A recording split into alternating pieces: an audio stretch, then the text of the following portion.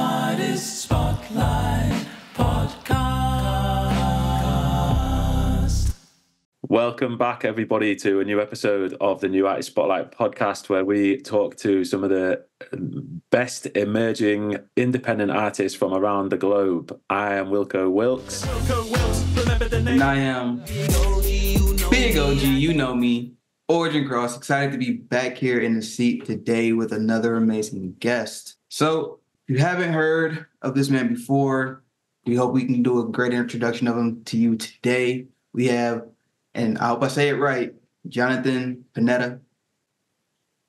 Nailed it. There we go. Good to meet you, man.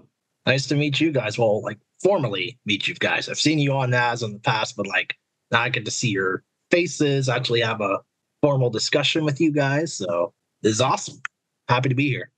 So, first time on the show. First of all, first question that comes to my mind, how did you decide on your stage name? I'm sorry, stage name?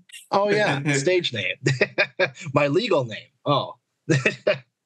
Part of me, I'm a very upfront person. What you see is what you get. So I've had people ask me, you didn't come up with a stage name? It's just you, but it's that's just kind of who I am. Some people were like, if you make a band, it should just be Panetta. But then I'm like, that sounds a little too close to Pantera. I don't know. It's not really that great. So I don't know. It's just what you see is what you get. I feel the music I write is very personalized to me. If you didn't know me, but you heard my music before meeting me, I'd like to hope that you get a good idea of who I am, not just as an artist, but as a person. So Jonathan Panetta, the artist, the person, the insert whatever you want. The legend. The legend. The legend. Yeah. That's class, man. Yeah, that's good to hear. So you're just laying it all out there.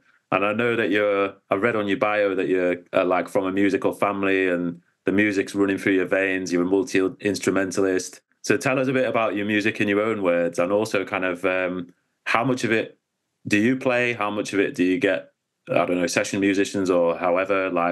What's your whole setup?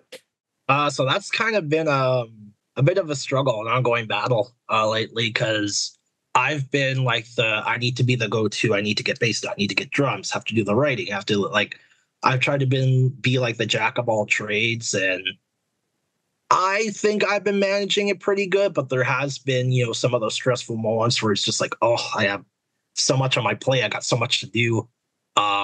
So in recent times, I have had some people, help take a little bit off my plate, do a bass track for me, do some drums for me, or even otherwise. Sometimes I go the MIDI route. Not always a fan of MIDI, but you have a good producer that can make it sound on par as live instruments, then my rule of thumb is that it sounds good in post. But yeah, sometimes it's money management and time management and just figuring out how much you can do on your own and how much you can take off with you have a good musical support system. Yeah, I think that's a lot of artists' journey is whatever they can do themselves is they try to do all of it. I've grown to be a fan of kind of delegating out or, bringing people in for the things that, where they're more of an expert than I am, just because sometimes we can do all of the things. Sometimes there's people that can do this certain thing better or that certain thing better. And then there was also you said time management and money management part of it. And I know that also plays a big role in it. And so with that in mind, I guess the next question is for you, I guess kind of what are your ambitions? Where do you hope to be long term? What are you putting in the time and the money for? I'd love for this to be, full time. I think that's probably most musicians' ambition, but when you start out indie and you're starting from the bottom, you kind of come from a humble beginning and you learn to appreciate the little things, like just getting to know other musicians in your local city, going out to local shows and whatnot.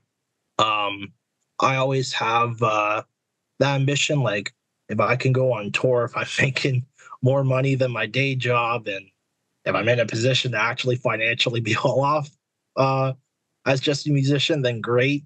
If it doesn't turn out like that, like it's the things like the people you meet along the way, the shows you've done, the fans you've connected with. And even if this was like my full-time job, I still think there's some things like in the music industry that are a lot more valuable than money could ever provide.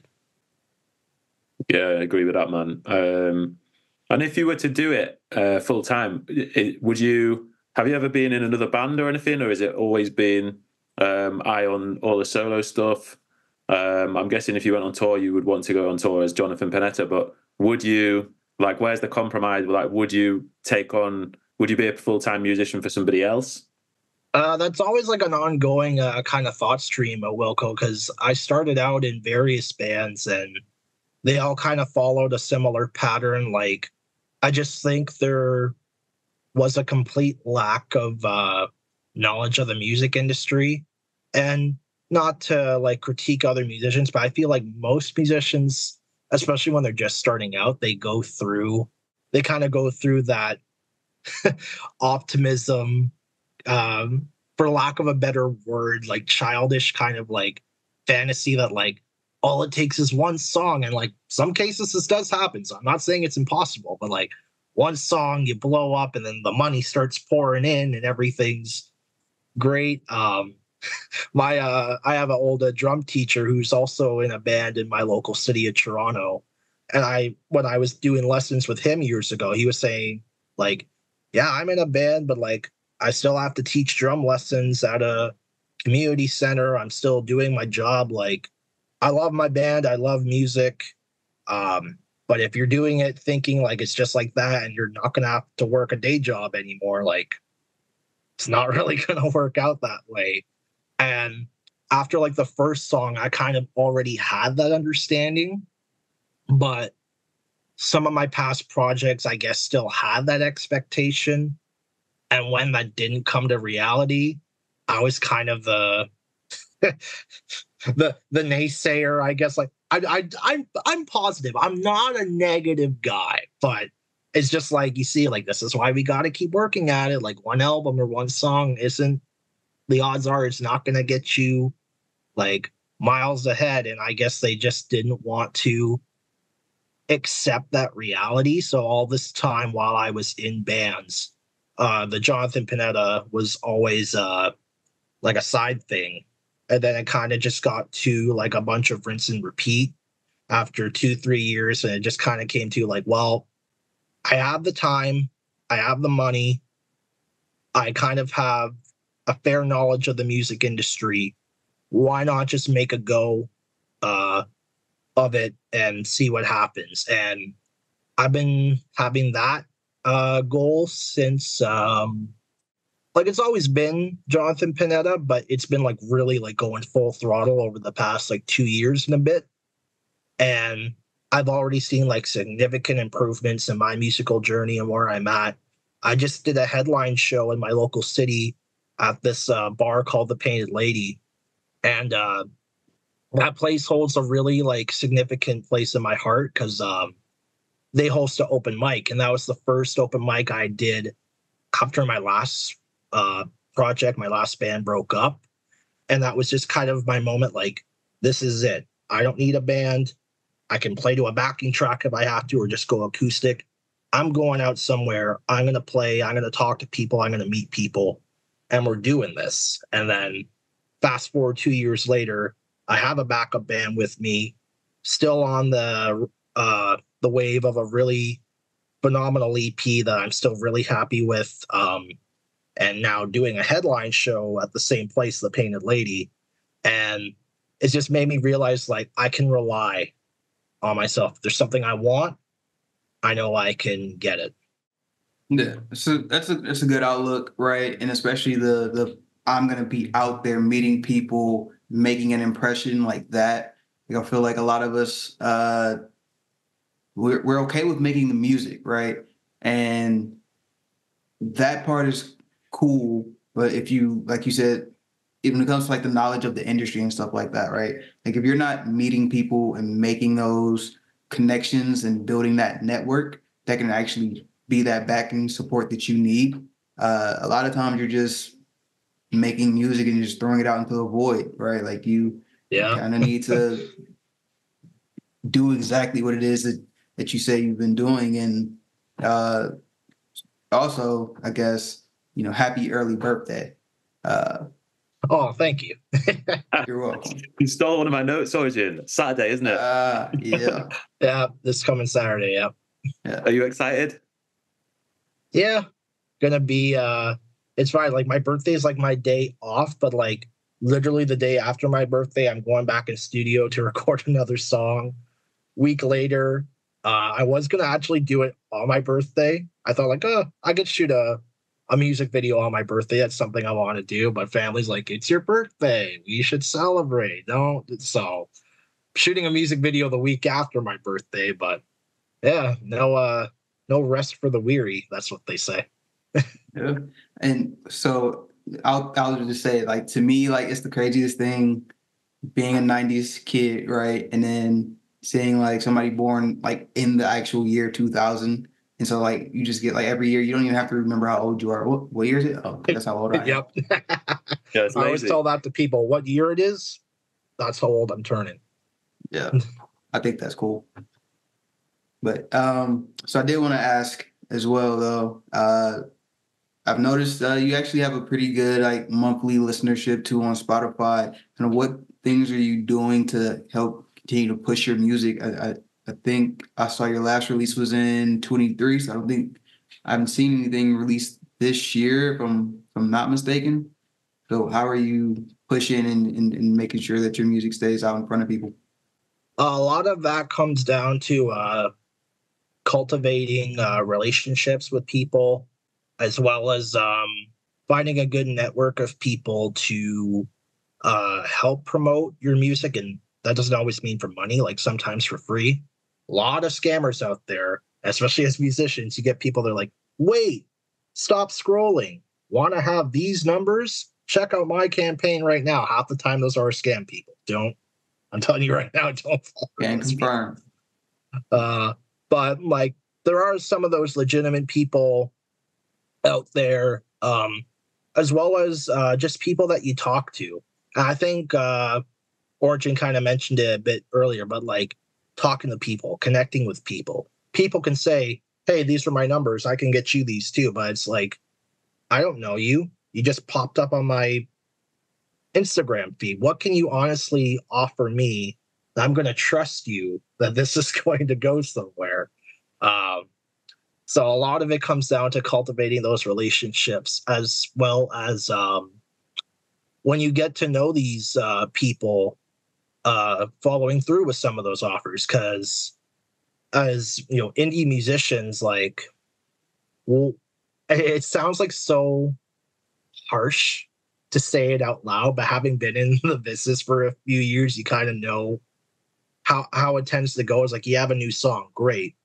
What do you do with it? Okay, I can do an ad campaign. I can make a video. I can do this. I can do that. All are great things. I'm not like crapping on people's marketing, but it's just like you and so many others do that. How do you really get it out there without just throwing it into the mass void of other musicians that are dropping music every single day? And a lot of that comes down to cultivating those relationships. And that's why I make a lot of these songs that can like be there for people in those happy times and those sad times and those gray zone areas in life. I had a really awesome person from I think Brazil told me my latest release, the full band version of Scene of the Crime, I think that came out in November or December of last year. They told me that song helped them confront a person that sexually abused them. And to hear that one of my pieces of music could give someone that motivation and that strength, like, that's a fan for life right there. That's why it's like beyond like releasing music, I need to keep in touch with this person. I need to make sure they're okay. And beyond music, just regard them as someone you would any other friend or any other family member. Like you gotta be there for your fans. They're not just a number. They're people. Yeah, I like that, man. That's powerful. Do you find it gets difficult though? Because you end up getting a lot of DMs and messages from people who may be attached to your music. It's something I found anyway. Not like in a bad way, but it makes it more difficult for me because it means that I'm ending up spending a lot of time messaging people who I don't actually know that well, or it kind of takes time away from music, family, etc. It's a bit of a catch-22 at times, I think. Do you find that?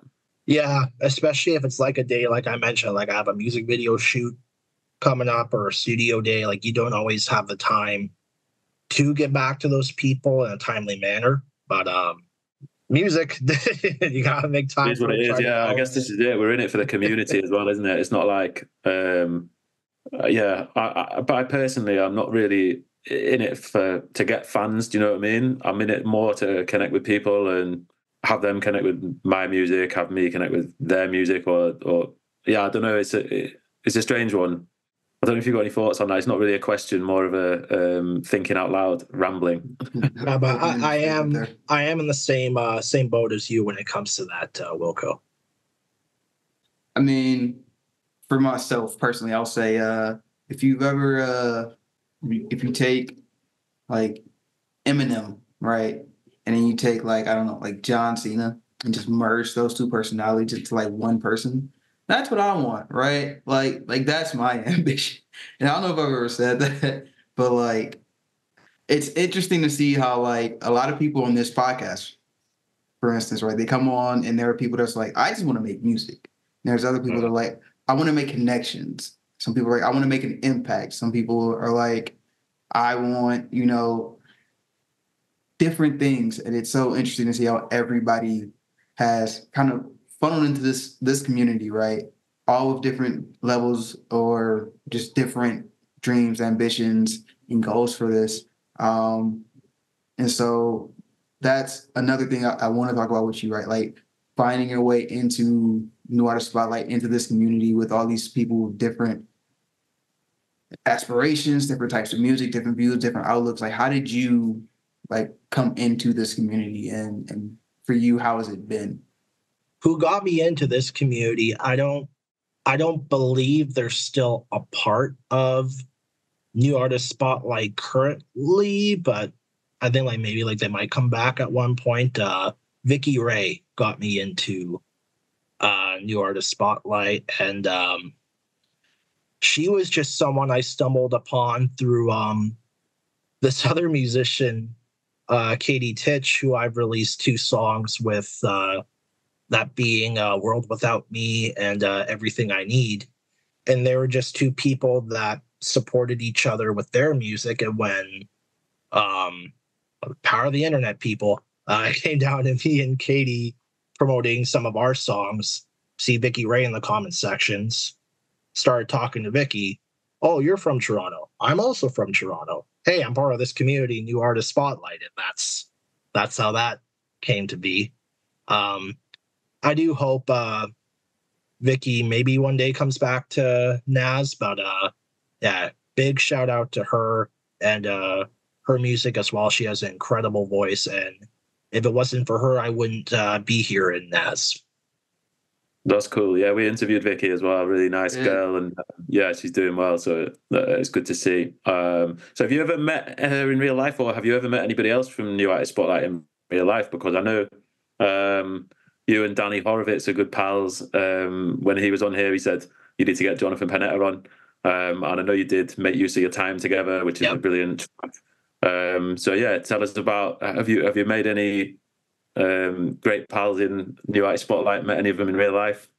You kind of answered the question right there, Wilko. The only one that I have met is Danny Horowitz, but there are people that weren't part of New Artist Spotlight that I've pitched them to be part of it. I don't know if they have joined as yet.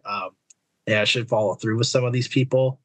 But I haven't met anyone locally, but I have been continuing to make connections with those like kind of similar to my genre as well.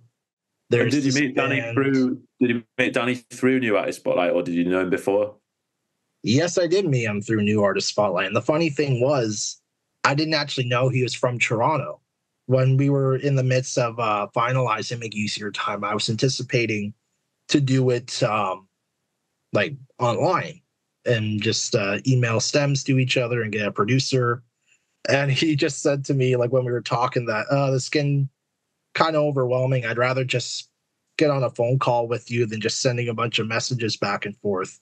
Could I have your number? And we have the same area code because we're both in Toronto. I'm like, you're from Toronto, are you? Yeah, I'm from Toronto too. Sweet. We can just do this in person. It'll be 10 times easier. So that's how that came to be. And Danny is also, I'm sure I made some connections as well that he'll like tell me to check out these artists. And I try to stay as active on X as well. So I get to listen to a bunch of new artists weekly as well. Cool. And I know I'm kind of backtracking here, but something you mentioned earlier, I didn't really want to kind of let slide by without really addressing it. As far as making those songs that, you know, you feel like people can relate to and connect to. From just going through your catalog, I did hear like you have a kind of theme in your music where it's almost like you're talking to somebody specific, like you're addressing like a personal situation in your music, right? Is that where like a lot of your music stems from? Is it lived experiences or scenarios you come up with where you kind of like a bit of both. Some of them come from past experiences. Some of them come from experiences that I know other people have gone through.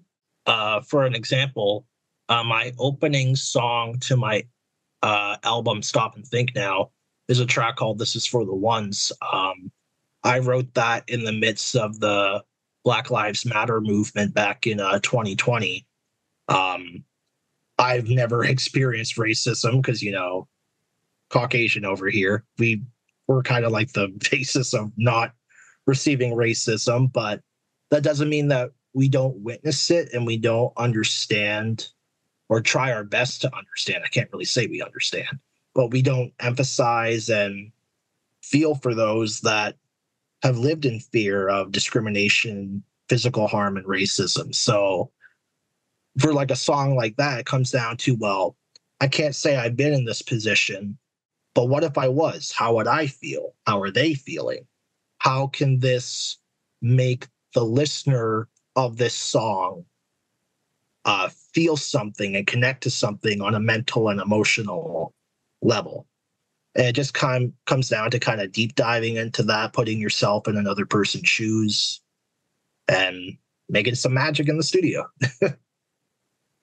Yeah, I like that. I like that ambition and that willingness to put forth the empathy and then try to make that impact on others around you. I think that's really cool. Yeah, I agree, man. Which one of your songs are we going to play today? I think I mentioned it earlier about the one fan that felt cultivated to confront the person that sexually abused them. I think we should revisit that one. That would be the full band version of a Scene of the Crime.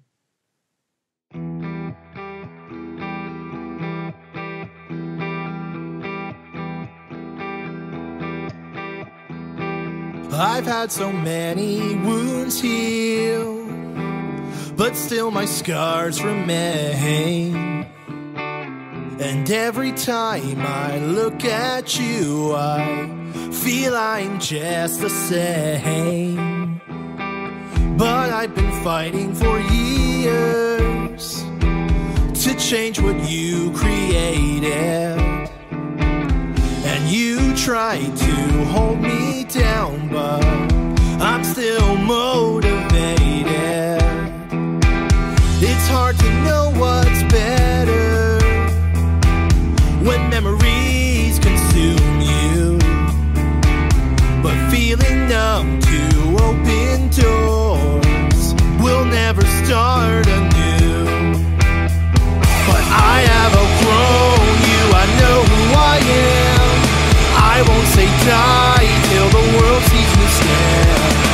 were nothing more than a small part of my life.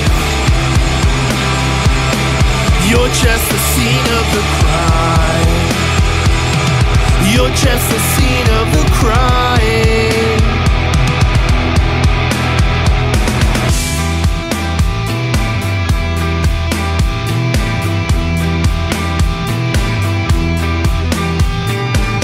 I still remember the laughs and how I felt like an outcast. But having you rent free in my mind, it's like today is the past. You might be surprised, I'm not your chalk outline. Though you changed me forever, you're not the reason I fight. But I have outgrown you, I know who I am. I won't say die till the world sees me stand. And you were nothing more than a small part of my life. You're just the scene of the crime. You're just the scene of the crime.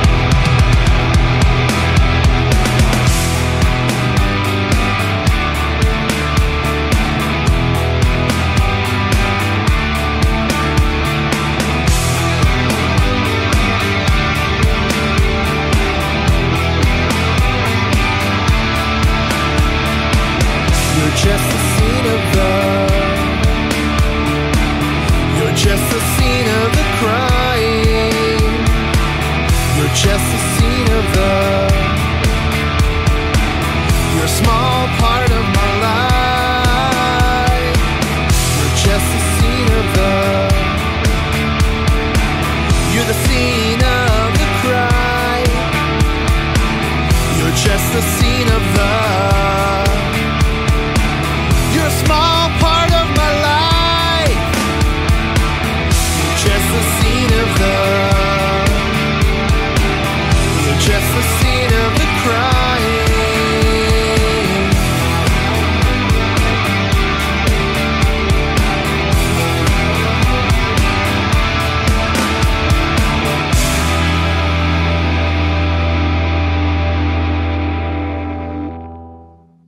Jonathan, thank you for letting us play that song on the show.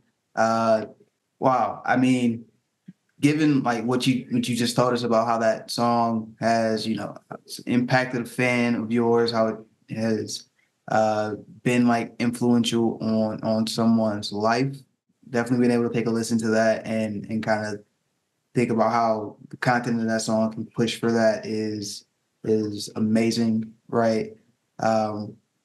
So, I mean, given that, right? So, I mean, something like that, I feel like as an artist has to like motivate you to just continue to create, to do more, right? So, I know you said you're working on a music video here in like the next week or so. So, sounds like there's new music coming. Like, can you give us a sneak peek or just a heads up on some of the things you may have coming down the pipeline? Basically, a majority of what we talked about in this episode, Origin, is going to be the next EP, because I find like that's not only like what I'm inspired to write about, but it's who I am as a person. And sometimes you get songs that are like, I'm not really sure what the meaning is, or it could be interpreted this way or that way. All of these songs are going to be very deep, very non-discreet. Like you're going to know exactly what they're about, and they're going to be about of different topics, very mental health focused and emotional supportive as well. Probably looking at summer this year going into the end of 2024. You'll be seeing some new JP tunes really soon. Awesome. And it is Mental Health Awareness Month, so definitely a good time to promote music that is going to be, focused and centered on that topic, I feel like. So actually, you're kind of like the perfect guest for the month. So thank you. Yeah, I think that's brilliant as well, man. It's something that I've explored in my own writing about mental health, and it helped me get through certain periods by writing about it and getting those thoughts out of my head and onto a page. And I think that's another cool thing about the fact that you've kept with your own name as an artist name. It's like you can put it all out there. It puts you in a slightly vulnerable position, but at the same time, it's a very powerful position, and you've got the power to affect others and help other people by hearing your words and hearing your story and relating to them. So I think that's really good, man. Well, thank you. I appreciate that greatly. But something's coming that you won't really appreciate. Hopefully you know what it is, but I mean, in every single episode, there's this dark, just ominous feeling that sets over the podcast, and we have to do this thing, and it's kind of brutal, you know. It's almost mean, but it just has to happen every episode, you know. I mean, Wilko, I'm being overwhelmed by a feeling of extreme concern, and I think it's because it's about time to face the new artist spotlight. Quick fire 5. How do you feel, Jonathan? Little nervous, but let's give her a go. You should be. You know the rules. 5 questions, no more than 15 seconds to answer each. If you do fail to answer one within 15 seconds, you are banned from podcast for life, and you will have to move out of your home and live on the street. Good thing I just bought a car recently. But I saw it. On the street, not in your car. On the street. Yeah, I mean that is true, but you can drive. Your car's going to be repossessed. Live on the street. We'll take your car. Now I'm doubly nervous, Wilko. Oh no. And it's brand new. Was it 2023? Wilko, do you want to start this off? Yeah, go on then. So, question 1: what has been the greatest day of your life? Probably my high school grad. All right. Question number 2: what is the definition of a successful career to you? Making an impact in the world and having people remember you. Question 3: who's your favorite artist from New Artist Spotlight playlists? Probably Silent Season. Question number 4: what is your favorite song of all time? Roadhouse Blues by The Doors. He's good. Question 5: if you could spend a day with one other person from the New Artist Spotlight, who would you spend the day with? Oh, I'm gonna butcher his name because I haven't seen it in a while. I feel so bad. I think it starts with a V. He's also a solo artist, so that's why I got connected with him. I think his name is Vandarth. Oh, Vandarth. Yeah, he's great. Yeah. All right, so we are kind of running toward the end. I feel like we've had a lot of good conversation here, but I do want to make sure we give you time to address kind of anything that you might want to with the audience. You know, any topics that you are kind of passionate about that you want to speak on. I could give you the floor to do so. I'm just kind of mentally reflecting a little bit, and I think it was one of the question 2 or question 3. Sorry, I don't remember. I was under a lot of pressure. Just decompressing now. But like, what would you define a successful career? When I said like people remember me, I don't like mean that in the sense of like money or fame, but just like the positive impact that I've left with my music. One of the main things that I've always kind of lived by was from I don't know if you've ever watched the movie Evan Almighty. Yeah. They had Morgan Freeman was playing God in that movie. Mm-hmm. and he said something like people want to change the world, but they don't know how.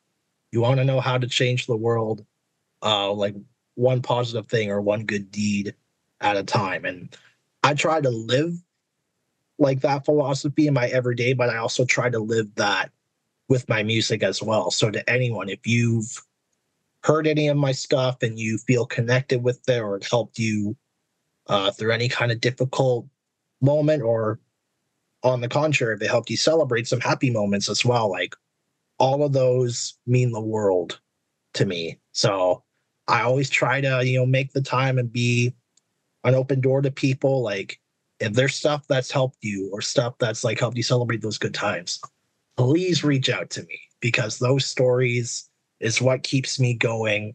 It's what even gives me the creative juices to write new material as well. I just hope that by the time that I'm out of here and who knows what happens next, that somewhere along the way, Jonathan Panetta's music will still be benefiting people in the long run. That's awesome, man. That's moving to hear. And especially because we lost one of our own recently as well, Kyle M. Watson, a guy whose legacy will continue through his music, his amazing character, and what you said there about being remembered and making an impact. You know, he was certainly someone that did that. And I'm sure you'll be the same, man. So yeah, lovely words. Yeah. I reflect back on one of your songs. I believe it was This May Be My Last Song, or if I said that right. This could be my last song. This could be my last song. So close. I'm like, something didn't seem right there. Where I think you talk about like, you'll probably forget me anyway. If this is my last song and time goes on, you'll probably forget me. So it's actually interesting to hear you kind of talk about the contrary of actually leaving an impact that lasts longer with your music. So I thought that was cool. Yeah, really nice way to close it as well. So thank you, man. And thank you to everybody who's been listening as well. Everybody who's been coming on as guests, voting in the awards, spinning us on radios, contacting radio stations, all these mad things that go on throughout the community. Shout out to all of you. And yeah, thank you for coming on, Jonathan Panetta. We'll see you again soon. Thank you for having me. Thank you, Wilko. Thank you, Origin. You guys are awesome. Keep doing what you do. Thank you for acknowledging that. Peace out. Peace out. New artist spotlight.